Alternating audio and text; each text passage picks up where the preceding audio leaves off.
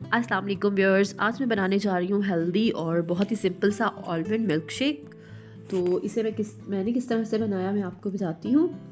सबसे पहले बादाम लेने हैं 10 से 15 और इसे भिगो देना है ताकि इसका जो छिलका है वो आसानी से उतर आए। तो अब ये देखिए बादाम जो हैं वो छिलके नरम हो चुके थे, मैंने उन्हें छील लिया है।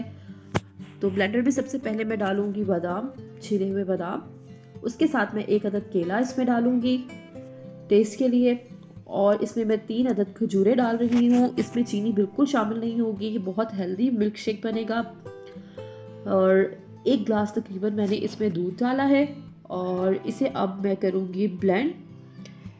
बहुत हेल्दी बनेगा, बहुत मज़े का बनेगा, बच्चों के लिए बहुत अच्छा है ये। और ये देखिए ब्लेंड हो गया है, मिल्क शेक जो है वो तैयार है। तो बहुत ही सिंपल सा और बहुत ही टेस्टी और बहुत ही हेल्दी आलमंड मिल्क शेक आप भी ज़रूर बनाइएगा और मुझे कमेंट्स में बताना मत भूलिएगा।